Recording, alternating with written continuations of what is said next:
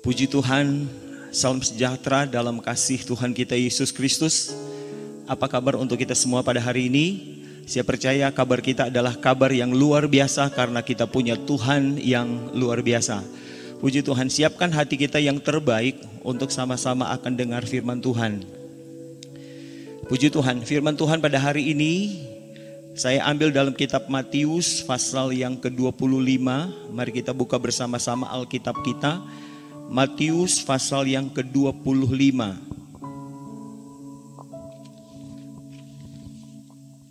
Saya baca mulai dari ayat yang pertama sampai ayat yang ke-6. Matius pasal 25 ayat 1 sampai ayat yang ke-6. Lembaga Alkitab Indonesia memberikan judul Gadis-gadis yang bijaksana dan gadis-gadis yang bodoh.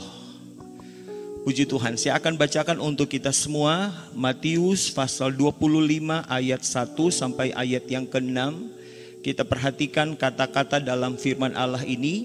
Ayat 1, pada waktu itu hal kerajaan sorga seumpama 10 gadis yang mengambil pelitanya dan pergi menyongsong mempelai laki-laki. Ayat 2, 5 diantaranya bodoh dan 5 bijaksana. Gadis-gadis yang bodoh itu membawa pelitanya tetapi tidak membawa minyak. Sedangkan gadis-gadis yang bijaksana itu membawa pelitanya dan juga minyak dalam buli-buli mereka. Ayat 5, tetapi karena mempelai itu lama tidak datang-datang juga, mengantuklah mereka semua lalu tertidur. Ayat 6, waktu tengah malam terdengarlah suara orang berseru, mempelai datang, songsonglah dia. Nah, puji Tuhan, Bapak Ibu Saudara kekasih dalam Tuhan Yesus Kristus, kita akan renungkan bersama-sama beberapa ayat yang kita sudah baca tadi. Pertama, kita lihat ayat ini berbicara tentang gadis-gadis. Siapakah gadis-gadis itu? Kalau kita lihat dalam 2 Korintus pasal 11 ayat yang kedua, gadis-gadis itu bicara tentang kita, anak-anak Tuhan. Sebab ayat itu berkata kita, anak-anak Tuhan, sudah dipertunangkan dengan Tuhan. Jadi gadis-gadis itu bicara tentang anak-anak Tuhan. Orang-orang yang percaya kepada Tuhan, orang-orang yang sudah menerima Tuhan secara pribadi, dan orang-orang yang mengikut Tuhan. Kemudian dari ayat ini Tuhan menekankan sesuatu dalam ayat ini. Yang Tuhan tekankan dalam ayat ini adalah tujuan akhir dari para gadis itu adalah sorga. Nah, Bapak Ibu Saudara kekasih dalam Tuhan, taruh di hati kita bersama, sorga itu adalah tujuan akhir kita. Tangkap ini, taruh ini. Tujuan akhir kita itu adalah sorga. Kita bisa memperoleh gelar kesarjanaan, puji Tuhan, itu adalah berkat. Entah kita sarjana S1, S2, S3, itu adalah berkat bagi kita semua. Tetapi gelar-gelar itu bukanlah tujuan akhir kita. Nanti satu kali waktu kita ketemu dengan Tuhan, semua gelar itu tidak akan kita bawa, saudara-saudara. Begitu juga dengan jabatan. Jabatan itu bukan tujuan akhir kita. Jangan sampai ketika kita dapat satu jabatan, kemudian justru membawa kita jauh dari Tuhan. Jangan sampai kita menduduki satu jabatan dan jabatan itu akan membawa kita jauh dari tujuan Tuhan dalam hidup kita. Tujuan kita adalah sorga. Itu sebabnya kalau kita mengerti tujuan hidup kita adalah sorga, ketika kita Tuhan percayakan satu jabatan, kita akan pakai jabatan itu untuk memuliakan Tuhan. Bisa bilang amin? Kita akan pakai jabatan itu untuk menyenangkan Tuhan. Dan tetap hati kita tidak berubah. Ketika kita dapat satu jabatan, kita tetap setia ikut Tuhan. Sebab tujuan akhir bukanlah ketika kita dapat satu jabatan, tapi tujuan akhir kita adalah sorga. Begitu juga kalau kita diberkati, kita punya harta, kita punya kekayaan, kita punya rumah, kita punya mobil, itu bukanlah tujuan akhir. Sebab Alkitab berkata satu kali langit dan bumi ini akan lenyap. tetapi sorga itu kekal. Taruh baik-baik bahwa tujuan akhir kita adalah sorga. Jangan ada di antara kita yang gagal masuk sorga. Itu sebabnya firman Allah ingin disampaikan pada hari ini, supaya tidak ada satupun dari kita anak-anak Tuhan yang tidak mewarisi kerajaan sorga. Sebab Alkitab menulis, saudara kekasih dalam Tuhan, kalau kita gagal masuk sorga, tidak ada pilihan lain, maka tempat kita adalah neraka. Alkitab mengajar pada kita neraka itu adalah siksaan yang kekal, dibakar dengan api. Itu sebabnya hari-hari ini kita perlu dengar firman Tuhan, supaya kita tidak kehilangan tujuan hidup, tapi kita akan hidup pada tujuan Tuhan yang sesungguhnya, yaitu kerajaan sorga. Nah, dalam Matius pasal 25 ini sangat jelas menerangkan pada kita siapakah mereka yang berhasil mencapai tujuan akhir, yaitu sorga. Nah, ayat ini dia menerangkan tentang dua jenis gadis. Yang pertama itu adalah gadis-gadis yang bodoh. Siapa sebenarnya gadis yang bodoh? Itu ada dalam ayat yang ketiga. Lihat ayat yang ketiga tentang gadis yang bodoh. Gadis-gadis yang bodoh itu membawa pelitanya, tetapi tidak membawa minyak. Ayat 4, sedangkan gadis-gadis yang bijaksana itu membawa pelitanya dan juga minyak dalam buli-buli mereka. Apa yang membedakan antara gadis yang bodoh dan gadis yang bijaksana? Mereka sama-sama bawa pelita. Yang bodoh bawa pelita, gadis-gadis yang bijaksana juga bawa pelita. Tapi yang membedakan mereka adalah minyak. Gadis-gadis yang bodoh membawa pelita, tapi tidak membawa persiapan minyak. Sementara gadis-gadis yang bijaksana, dia membawa pelita dan juga menyiapkan minyak dalam buli-buli. Sebab kalau kita baca dalam ayat yang berikut, ayat yang kelima, tetapi karena mempelai itu lama tidak datang. Lihat ini, mempelai itu lama tidak datang. Kita mulai terbayang ketika kita mengerti tentang 5 anak darah atau 5 gadis yang bodoh. Dia punya pelita tetapi tidak ada persiapan minyak. Sementara mempelai itu lama tidak datang. Artinya apa? Pelitanya mulai padam, sementara dia tidak ada persiapan minyak. Sementara gadis yang bijaksana, lama mempelai itu tidak datang, tetapi pelitanya tetap menyala dan dia tetap punya minyak untuk persiapan. Kalau kita baca dalam ayat 6, akhirnya mempelai itu datang. Ketika mempelai itu datang, 5 gadis yang bodoh, pelitanya mulai padam, sementara tidak ada persiapan minyak. Sementara 5 gadis yang bijaksana, pelitanya tetap menyala. Karena apa? Karena ada persiapan minyak. Sebenarnya ayat ini lagi menerangkan tentang kesetiaan. Saudara kekasih dalam Tuhan Yesus Kristus, 5 gadis yang bodoh adalah sekarang dia setia, besok dia setia, tetapi karena mempelai itu lama datang, karena Tuhan itu lama datang, akhirnya dia mulai kehilangan terang, dia mulai kehilangan cahaya, dia mulai kehilangan kesetiaannya. Dan ketika Tuhan datang, dia tidak setia lagi. Sementara gadis yang bijaksana, sekarang dia setia, besok dia setia, bulan yang akan datang dia setia, tahun yang akan datang dia setia, 2 tahun ke depan dia tetap setia, 5 tahun ke depan kalau Tuhan belum datang dia setia, 10 tahun depan sekalipun Tuhan datang belum datang dia tetap setia. Dia punya persiapan. Artinya apa? Gadis yang bijaksana adalah dia tetap setia, dia tetap punya persiapan minyak sampai dia bertemu dengan Tuhan. Jadi saudara-saudara, ayat ini menerangkan pada kita, siapakah mereka gadis-gadis yang bodoh? Gadis-gadis yang bodoh adalah, mereka adalah orang-orang yang tidak setia sampai akhir. Tetapi gadis-gadis yang bijaksana adalah mereka tetap setia sampai bertemu dengan Tuhan. Nah, firman Allah untuk kita hari ini, saudara kekasih dalam Tuhan, supaya kita bisa mencapai tujuan akhir kita, yaitu sorga.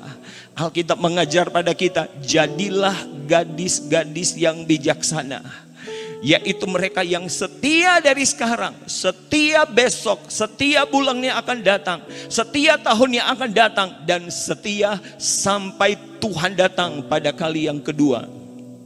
Mungkin ada di antara kita yang berpikir, apa sih ukuran dari kesetiaan?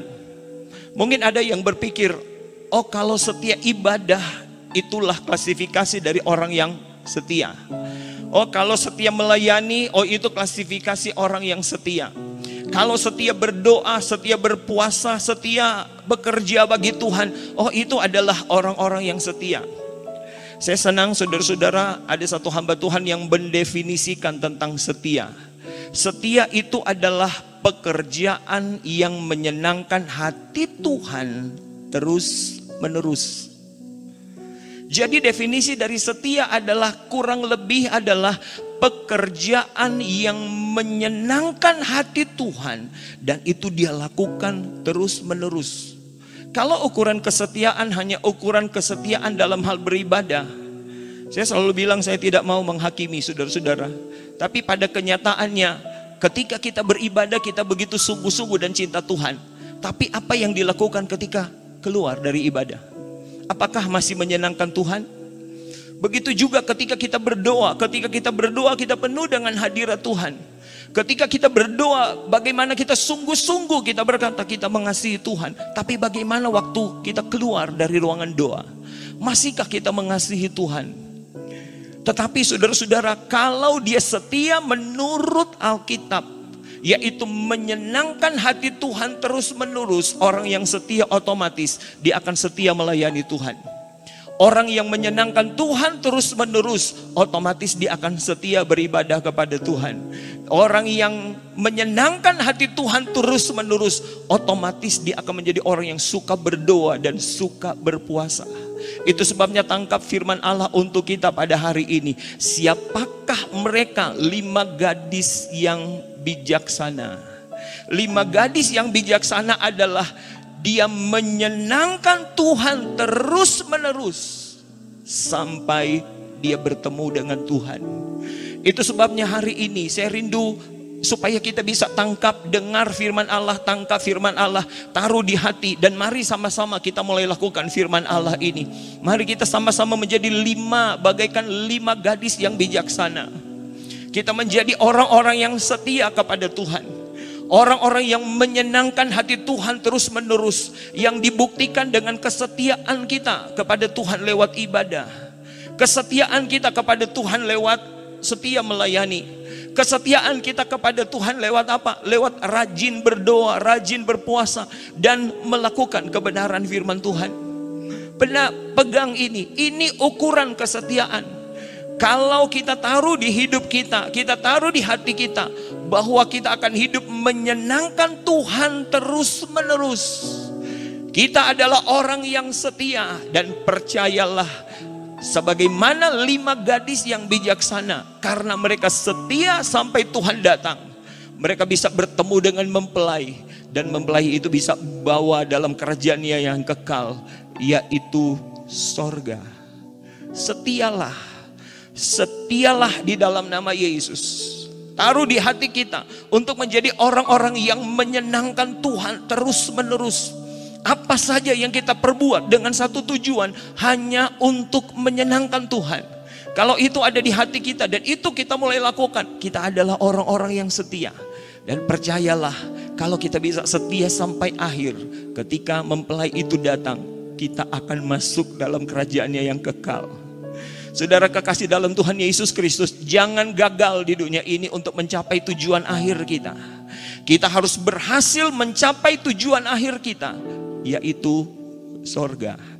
Ada contoh dalam Alkitab yang malam hari ini kita akan lihat bersama-sama tentang satu orang yang berhasil mencapai tujuan akhir hidupnya, yaitu Henokh. Kita dapat lihat dalam kitab Kejadian pasal yang ke-5. Henokh adalah gambaran orang anak Tuhan yang berhasil mencapai tujuan akhir hidupnya, yaitu sorga. Apa yang dilakukan oleh Henokh? Kejadian pasal yang ke-5 ayat yang ke-22 sampai ayat yang ke-24. Mari kita lihat bersama-sama ayat ini. Kejadian pasal 5 ayat 22, ayat 23 dan ayat yang ke-24. Lihat ayat 22. Dan Henokh hidup bergaul dengan Allah selama 300 tahun lagi. Setelah ia memperanakan Metusala dan ia memperanakan anak-anak lelaki dan perempuan. Jadi Henokh mencapai umur 365 tahun. Dan Henokh hidup bergaul dengan Allah. Lalu ia tidak ada lagi sebab ia telah diangkat oleh Allah. Saudara-saudara, ayat ini menjelaskan pada kita, Henokh itu dia bergaul dengan Allah 300 tahun.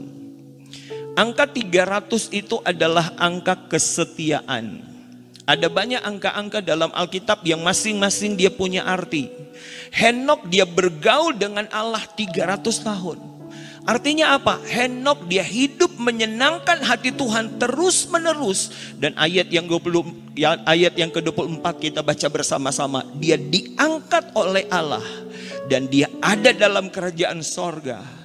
Ini berarti Henokh berhasil mencapai tujuan akhir hidupnya, yaitu sorga. Nah, Henokh berhasil karena apa? Dia setia. Nah, kata bergaul dalam ayat ini sudah sering saya khotbahkan. Kata bergaul dia pakai kata halak. Halak itu artinya adalah naik dan turun. Perjalanan hidup dari Henokh ada saat Tuhan bawa dia ke jalan naik, ke jalan berkat, ke jalan mujizat, ke jalan diberkati, ke jalan di mana dia lihat kemuliaan Tuhan. Ketika Tuhan bawa dia ke jalan yang naik, dia tetap menyenangkan hati Tuhan. Dan ketika Tuhan bawa dia ke jalan turun adalah biasa alami mujizat. Tapi sekarang tidak alami mujizat, itu jalan turun.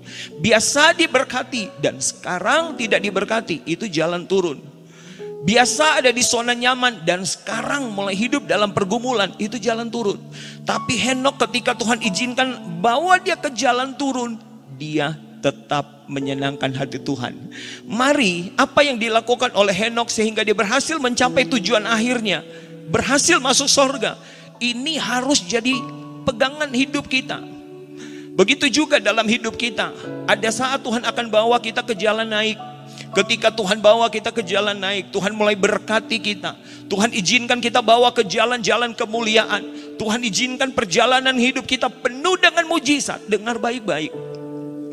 Tetap hidup menyenangkan Tuhan. Jangan sampai ketika kita diberkati Tuhan, berkat itu justru bawa kita menjauh dari Tuhan, sehingga kita bisa kehilangan tujuan akhir hidup kita. Jangan sampai ketika Tuhan bawa kita di jalan-jalan kemuliaan, justru itu yang akan membawa kita jauh dari Tuhan. Semakin diberkati tidak akan mengurangi kita untuk tetap cinta Tuhan. Semakin kita melihat kemuliaan Tuhan tidak akan membawa kita jauh dari Tuhan. Belajar pada Henokh, ketika Tuhan bawa dia ke jalan naik, dia tetap setia. Dia tetap hidup menyenangkan Tuhan terus menerus. Begitu juga ketika Tuhan izinkan kita ada di jalan turun. Ada waktu kita bergumul dengan Tuhan membutuhkan mujizat. Tapi dengan sengaja Tuhan tahan mujizat. Saya mau bilang pada saudara, tetaplah menyenangkan hati Tuhan. Bisa bilang amin. Ada saat kita sangat butuh berkat, tetapi Tuhan dengan sengaja menahan berkat. Saya mau bilang untuk kita, sekalipun kita ada pada jalan-jalan turun, jangan pernah menyakiti hati Tuhan. Kita tetap setia, kita tetap menyenangkan hati Tuhan. Tidak boleh ketika kita tidak diberkati kemudian kita mulai bersungut-sungut, saudara-saudara. Persungutan itu membuat kita hidup di luar dari kehendak Tuhan.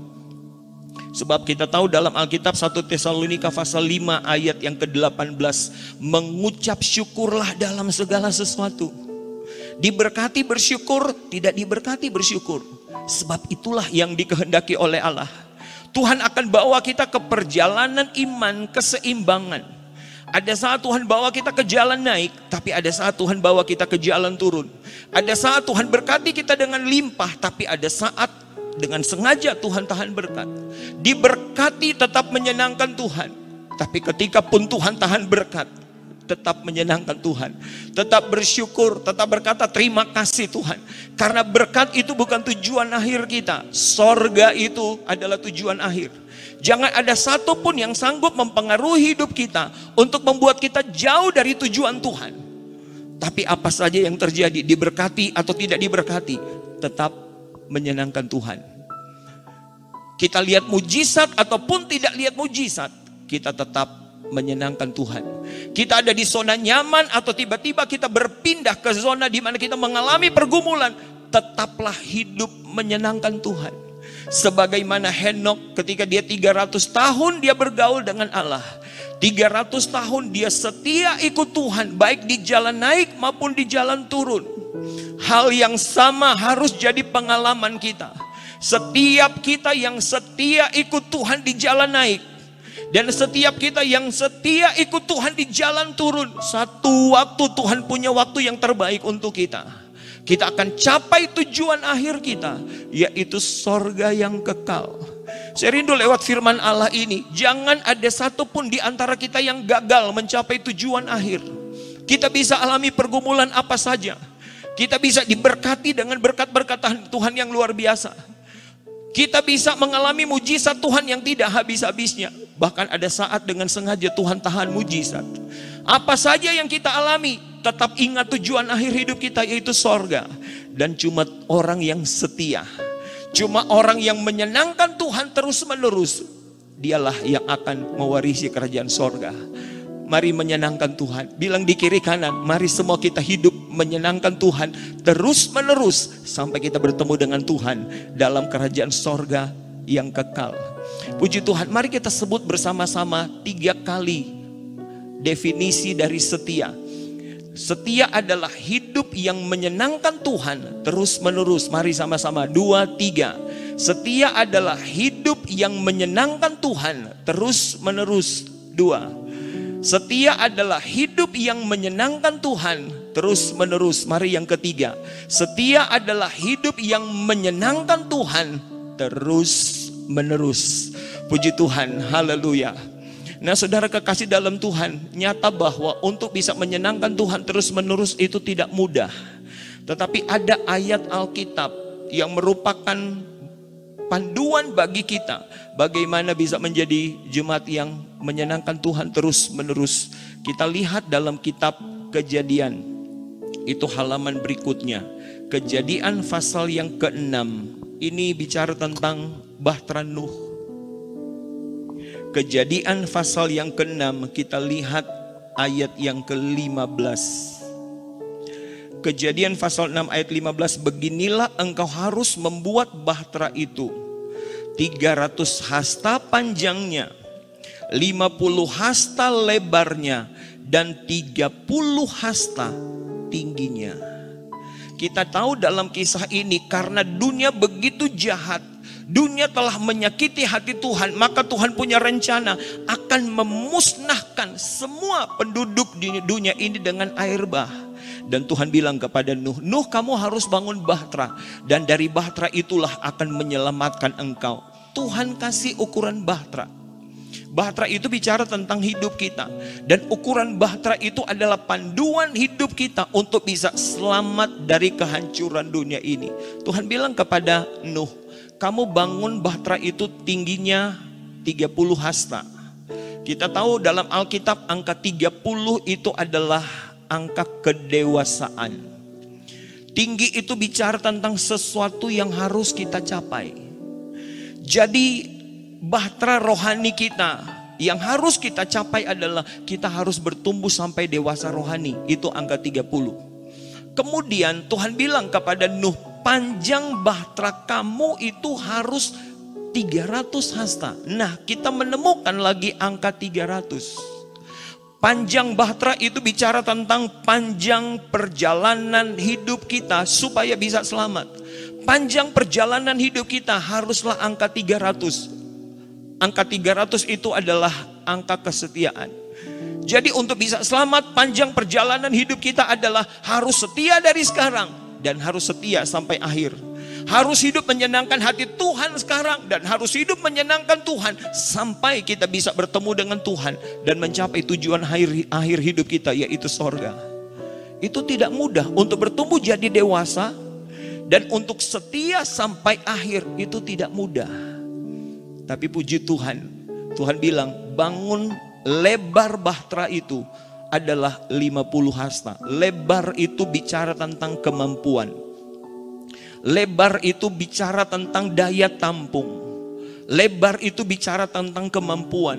Kemampuan bahtera kita untuk bisa tingginya 30 hasta dan untuk bisa panjangnya 300 hasta.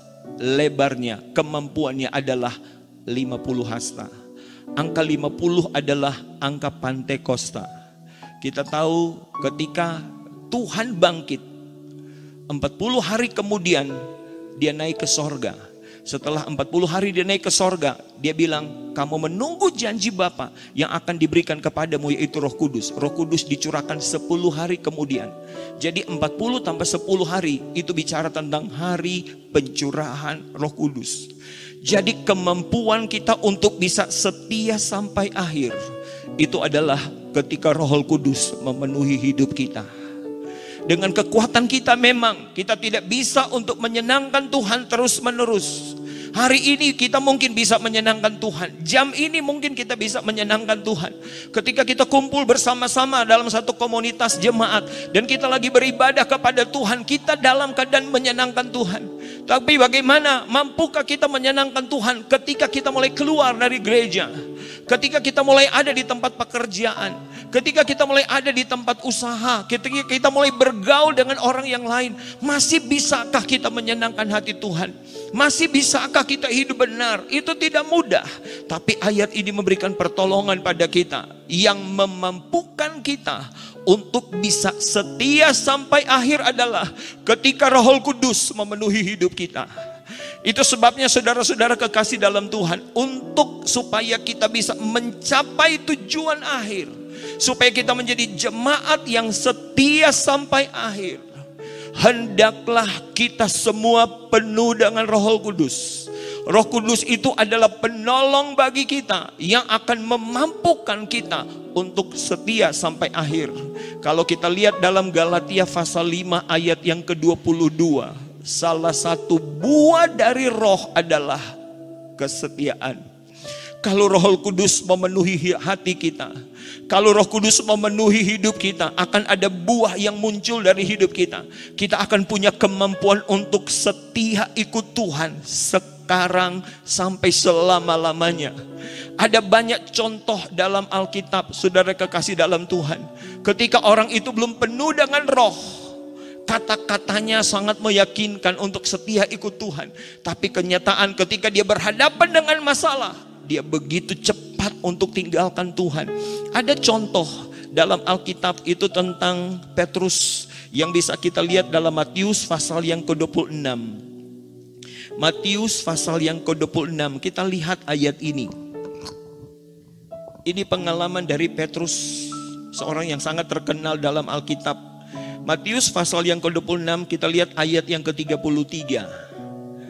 Matius 26 ayat 33, Petrus menjawab, biarpun mereka semua tergoncang imannya, karena engkau, aku sekali-kali tidak. Kita baca ayat 31. Kita naik ke atas. Maka berkatalah Yesus kepada mereka, ini adalah para murid, malam ini kamu semua akan tergoncang imanmu karena aku. Sebab ada tertulis, aku akan membunuh gembala dan kawanan domba itu akan tercerai-berai.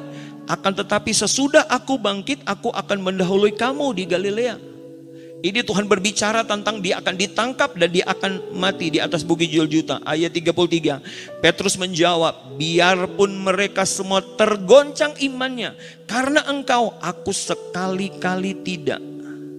ayat 34, Yesus berkata kepadanya, aku berkata kepadamu sesungguhnya malam ini sebelum ayam berkokok engkau telah menyangkal aku 3 kali. Ayat 35, kata Petrus kepadanya, sekalipun aku harus mati bersama-sama dengan engkau, aku takkan menyangkal engkau. Tapi lihat, masih Matius pasal 26 ayat yang ke-69. Sementara itu Petrus duduk di luar halaman, maka datanglah seorang hamba perempuan kepadanya, katanya, engkau juga selalu bersama-sama dengan Yesus orang Galilea itu? Tetapi ia menyangkalnya di depan semua orang, katanya, aku tidak tahu apa yang engkau maksud. Ayat 71, ketika ia pergi di pintu gerbang, seorang hamba lain melihat dia dan berkata kepada orang-orang yang ada di situ, orang ini bersama-sama dengan Yesus orang Nazaret itu. Ayat 72, dan ia menyangkalnya pula dengan bersumpah, aku tidak kenal orang itu. Ayat 73, tidak lama kemudian orang-orang yang ada di situ datang kepada Petrus dan berkata, pasti engkau juga salah seorang dari mereka, itu nyata dari bahasamu. Ayat 74, lihat ayat 74, maka mulailah Petrus mengutuk dan bersumpah, aku tidak kenal orang itu. Saudara lihat, waktu Yesus berkata malam ini juga iman kamu akan tergoncang karena gembala akan diambil dari antaramu. Petrus dengan lantang, saya percaya ini keluar dari hatinya. Dia punya tekad, dia bilang, Tuhan, sekalipun mereka semua akan tergoncang imannya, tapi aku tidak akan tergoncang. Sekalipun aku akan mati bersama dengan engkau, aku tidak akan menyangkal engkau.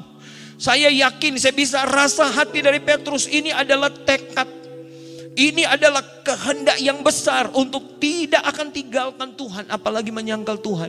Tapi beberapa menit kemudian, ketika firman Allah digenapi, Yesus ditangkap dan Yesus mulai diadili. Kita lihat, 3 kali ada orang yang bertanya kepada Petrus, apakah engkau bersama-sama dengan Yesus? Lihat, 3 kali Alkitab tulis dia menyangkal Yesus. Anda lihat, orang kalau belum penuh dengan roh, orang itu mudah untuk tinggalkan Tuhan. Orang kalau belum penuh dengan roh, tekad itu tidak cukup. Orang kalau dia belum penuh dengan roh, sekalipun tekadnya kuat, tapi dia tidak bisa bertahan ketika ujian itu datang.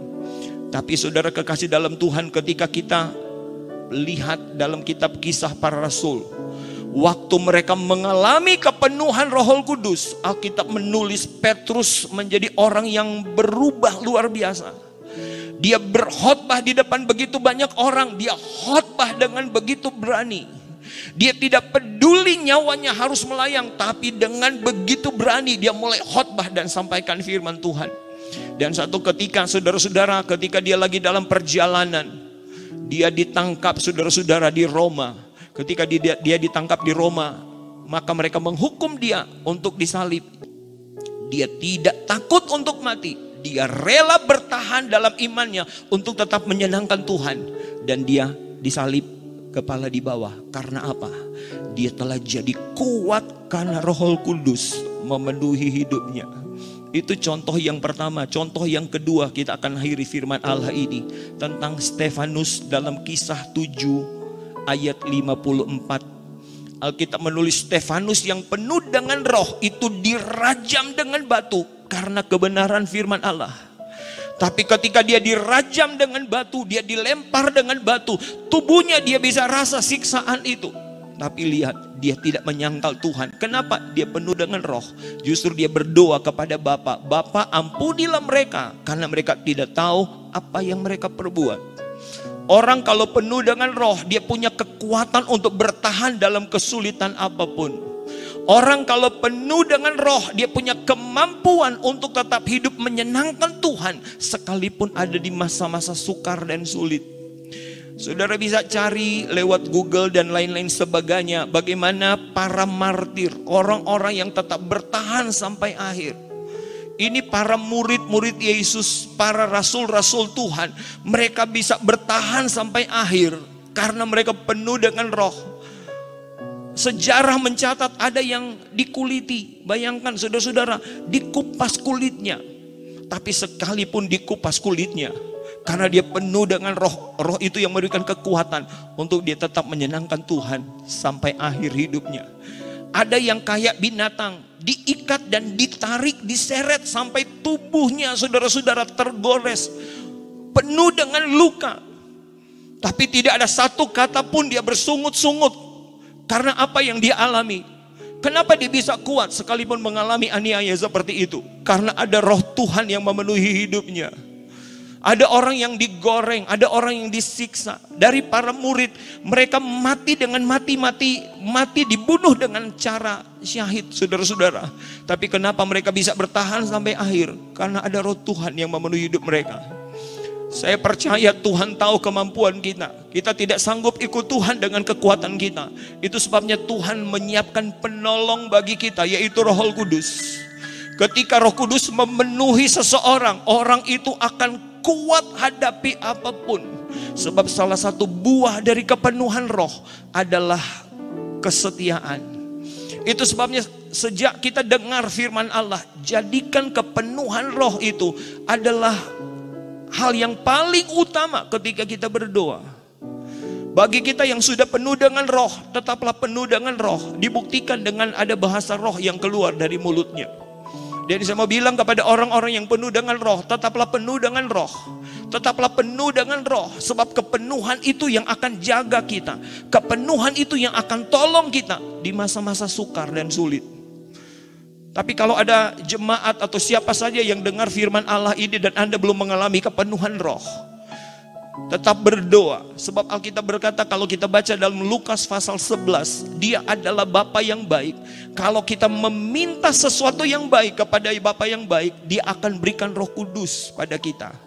Alkitab mengajar pada kita ada beberapa langkah untuk penuh dengan roh.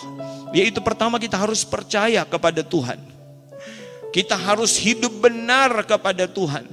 Kemudian harus punya hati yang rindu untuk penuh dengan roh. Kemudian kita harus berdoa meminta.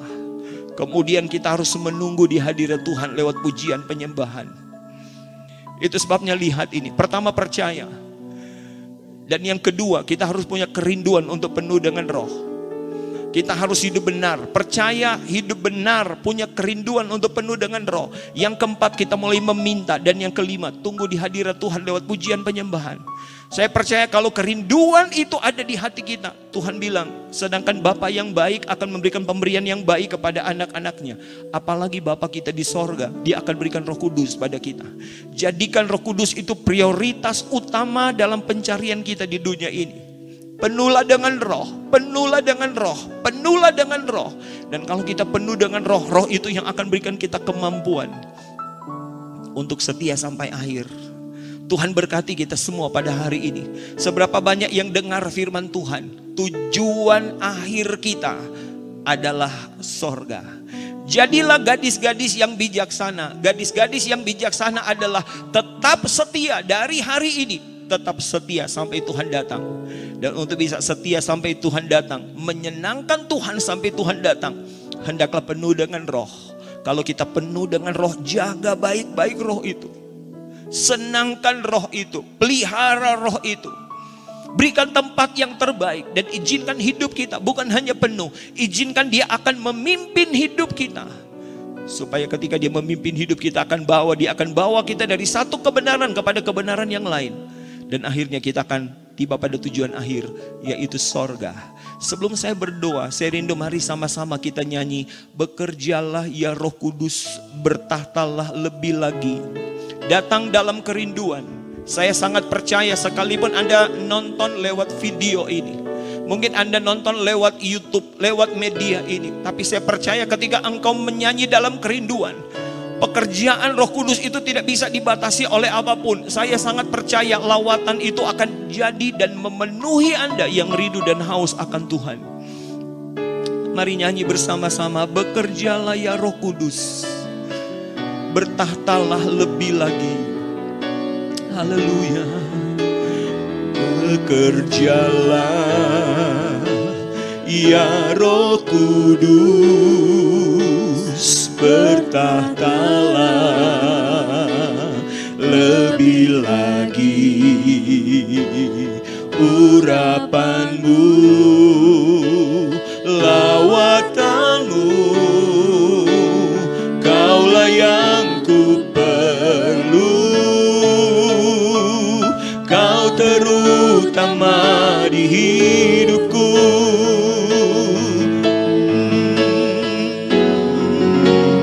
Bekerjalah ya Roh Kudus. Roh Kudus, kami ingin setia sampai akhir Roh Kudus. Dan untuk setia sampai akhir, menyenangkan Engkau sampai akhir itu dengan kekuatan kami tidak mampu Roh Kudus. Kami butuh Roh-Mu, kami butuh Engkau. Hari ini hamba berdoa, setiap yang menonton, yang mengikuti khotbah ini, lawatan-Mu terjadi dalam hidup mereka. Aku minta seperti janji firman-Mu, mulai tercurah Roh-Mu di dalam nama Yesus. Setiap hati-hati yang rindu mulai penuh, mulai penuh, mulai penuh, mulai penuh, mulai diisi penuh di dalam nama Yesus. Kami menjadi pasukan-pasukan Tuhan yang akan tetap kuat mengikut Engkau sampai Engkau datang pada kali yang kedua. Kami tidak mau gagal Tuhan, kami tidak mau gagal Tuhan.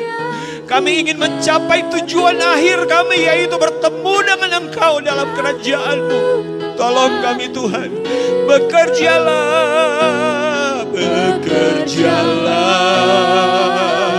ya Roh Kudus. Yes, lawatan mulai terjadi Tuhan.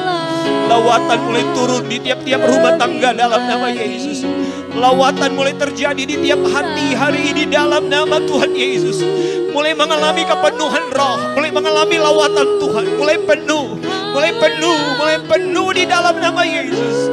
Oh, Kau terutama di, sama-sama nyanyi lagu ini. Bekerjalah ya Roh Kudus Allahku, berkatalah lebih lagi urapan-Mu,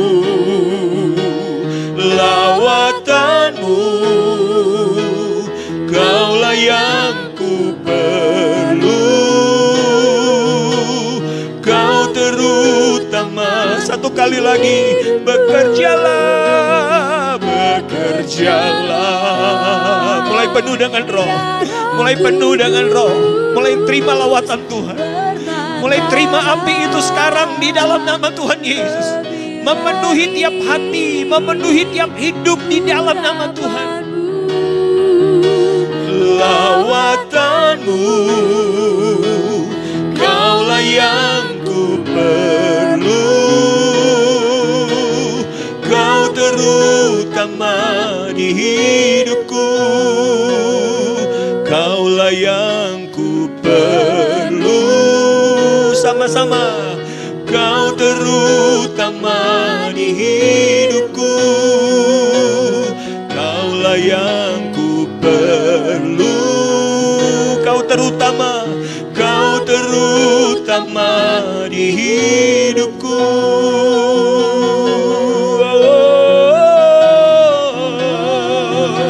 Kau terutama, Kau terutama di hidupku.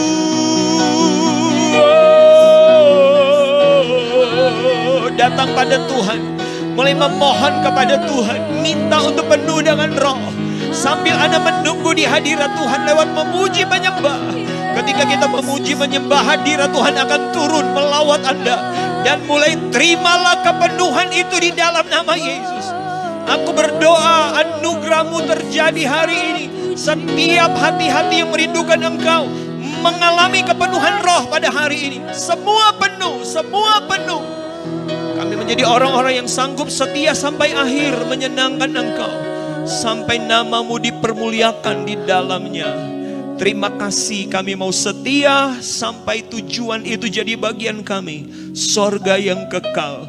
Terima kasih untuk firman-Mu, terima kasih untuk lawatan-Mu. Terima kasih untuk hadirat-Mu, terima kasih untuk kepenuhan roh. Bagi-Mu semua pujian, semua hormat, kemuliaan kekal sampai selama-lamanya. Terima kasih, ini jadi doa kami ya Allah. Kami berdoa bersyukur alaskan. Di dalam nama Yesus, Tuhan dan Juru Selamat kami berdoa bersyukur. Haleluya. Amin. Milikilah tekad untuk setia sampai akhir. Hidup yang menyenangkan Tuhan terus menerus. Sambil selalu minta untuk kita selalu penuh dengan roh. Dan percayalah satu waktu kita akan bertemu di tujuan akhir kita. Yaitu bersama-sama dengan Tuhan. Di sorga kerajaan yang kekal. Tuhan berkati kita semua. Haleluya. Puji Tuhan.